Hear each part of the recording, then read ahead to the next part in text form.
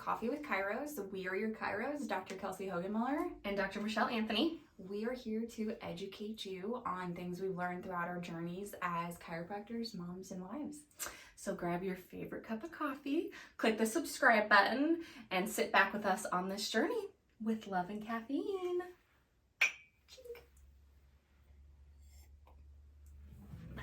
Hi! Okay, so we're going to be continuing upper cross syndrome today. Today we're going to focus on things that you can do at your house to help with kind of the pain, the tightness, kind of some of those symptoms we talked about in the last video. So Kelsey's going to be my nice little patient today. So we're going to start by showing a couple stretches and a couple of strengthening exercises. So if you remember from the first video, some of the tight muscles are going to be these upper traps right here and this pec muscle right here. So I'm going to start by showing some stretches you can do for both of those. So the first one is a pretty easy stretch, and I always tell people this is a great one to be able to do at your desk as well, or like anytime you're at work.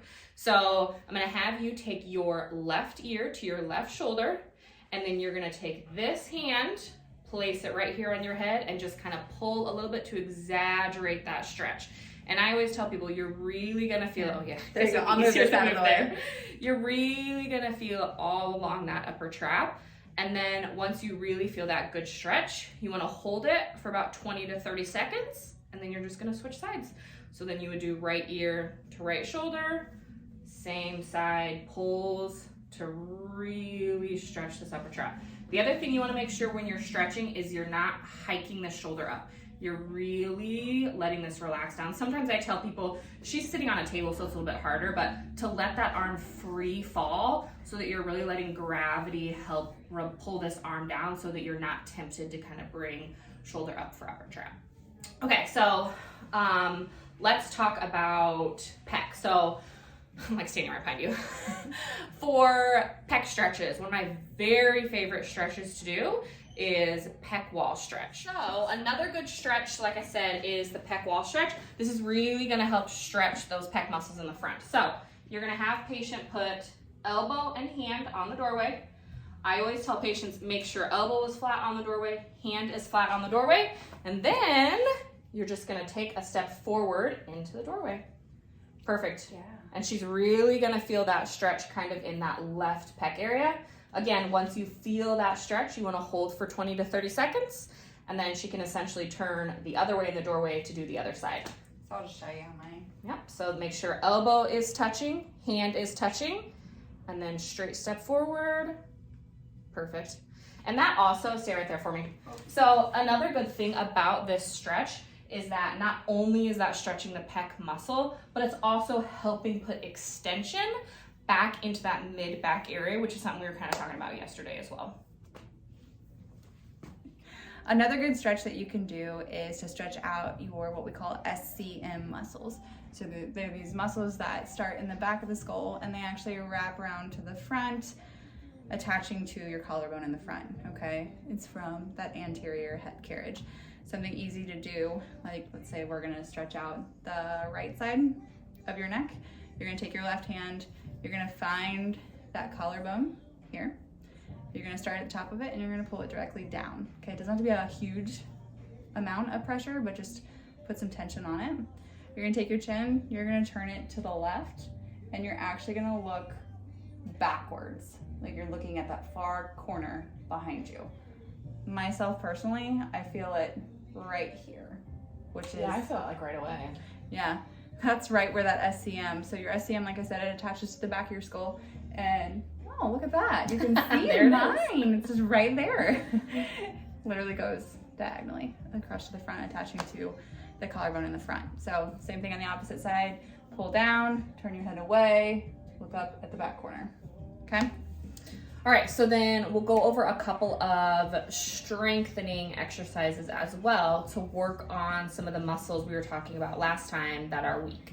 So let me grab a band. Okay, so this is often called scapular squeeze. So essentially you're gonna be working on the muscle that's kind of right in between shoulder blades.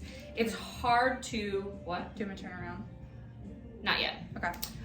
It's hard to focus on this muscle without recruiting upper traps. So this exercise is a very small motion, but that is so that, again, we're not recruiting that upper trap because we don't want this guy to do the work. We want the muscle in between the shoulder blades to start doing the work. So what you're gonna do, I'm gonna give this band to Kelsie. Okay, so we'll kind of show from the front and from the back because I want you to see how she's holding it as well. And so you can also use those like TheraBands as well, really anything that has kind of a tension to it. So you're gonna hold arms out like this, perfect. You're gonna start with elbows at your side. A big thing is you wanna really keep these elbows tucked into the side because again, we wanna make sure we're not recruiting these muscles.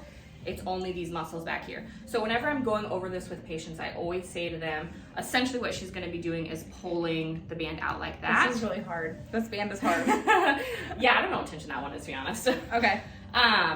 So she's gonna be pulling that band out and she really wants to focus. So I'll tell people, I'll put my hand between their shoulder blades and say, try to touch my hand with your shoulder blade.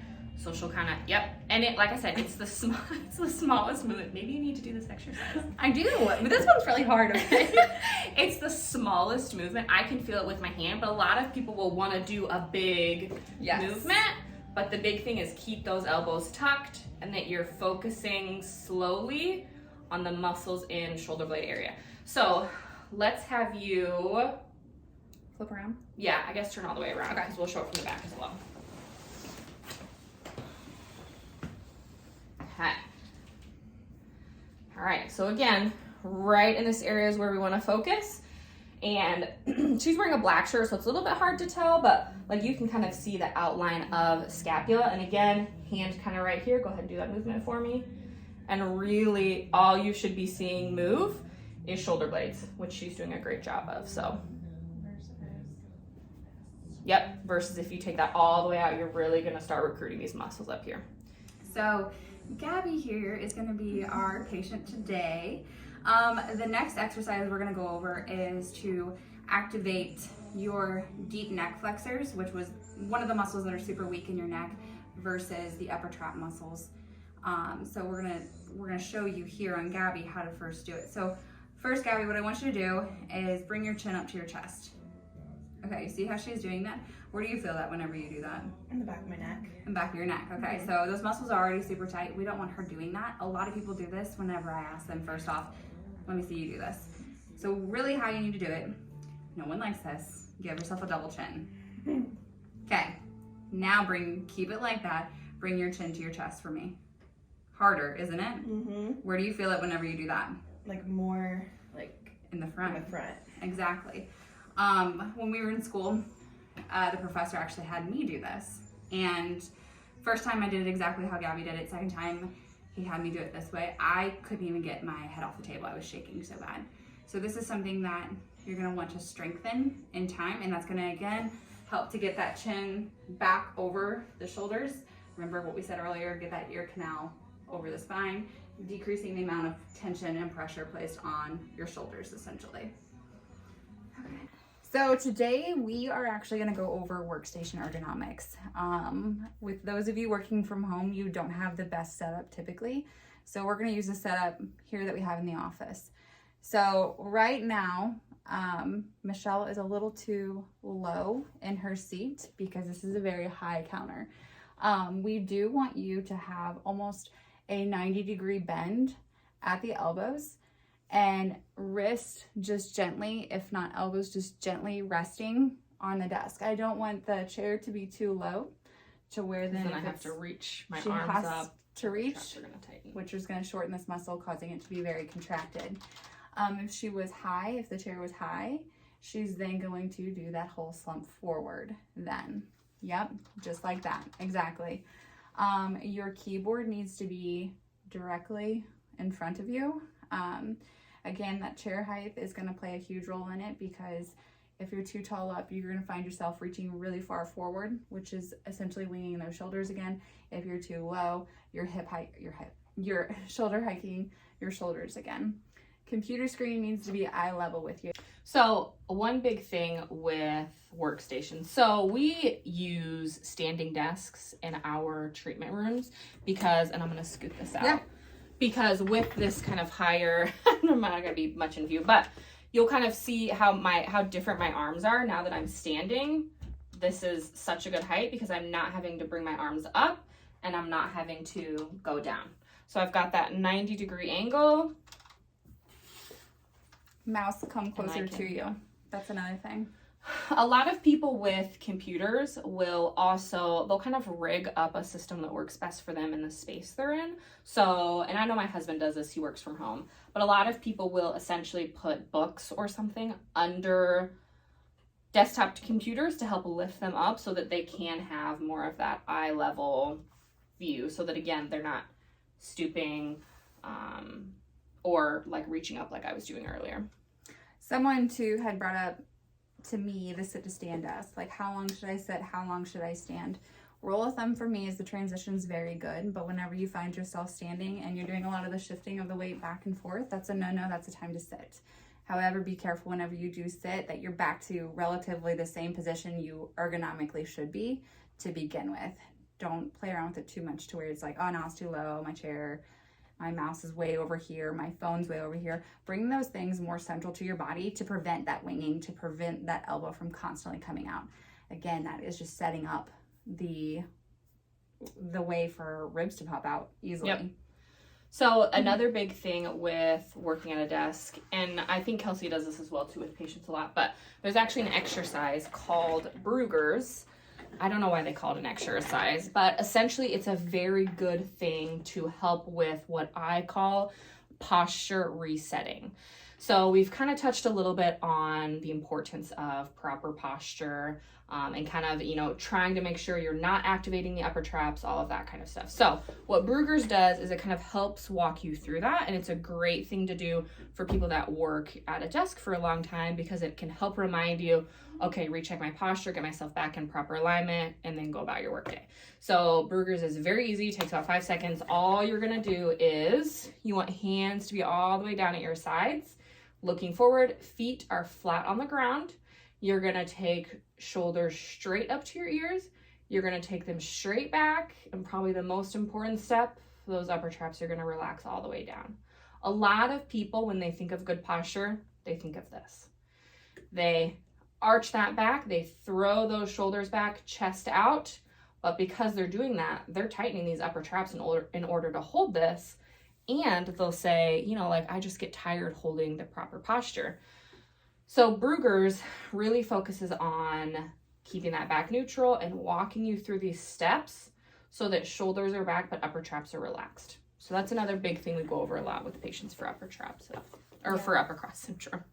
Chairs are another one in the sense of how ergonomically friendly is your chair. Obviously not every chair suits every single person out there. If you can get one that has good lumbar support, that's what we're going to recommend. Lumbar support, that's that lower part of your spine where you have that nice bend in your back or that curve in your back. You really want to accent that. So having anything press against that lower curve in your back is going to actually help you sit directly on your pelvis a lot better, releasing some of that tension in your upper back. Some patients will say that the depth of their chair is too wide for them to where they find themselves crossing their legs or slouching back or scooting towards the edge of their seat. Then that chair, unfortunately, is wrong for you. Chairs that have armrests on them, get rid of those, take those things off. Those are just going to hit your desk before you get there, and then you're going to find yourself leaning forward. Yep. Keyboard trays was another thing that has been brought up to me, and I'm okay with those if they're, again, at the right height. I'll say it's just hard because a lot of them are so low. Correct. They're like down at your waist. So as long as it's ergonomically correct and that you can alter the height of your chair to where you're not reaching down. But we have one here that have already been in the office, and I think we're all sick and tired of them, are we not? Yeah, because they're so low. They come to like they your don't waist. fit all of us. So we find ourselves either lowering our chair as far as possible to get our hands correctly where they are, or just taking it off, putting it on top of the countertop, raising our chair to where we're ergonomically friendly. So make those alterations as best you can. It shouldn't be that hard. I think it's just like a couple screws that you have to undo underneath the desk to get rid of them. I don't think it's that bad. All right, so those are the big things on upper cross syndrome. If you guys have any questions for us, feel free to drop some comments below. We'll try to answer any questions you guys have, and we will see you guys next time. with love and caffeine.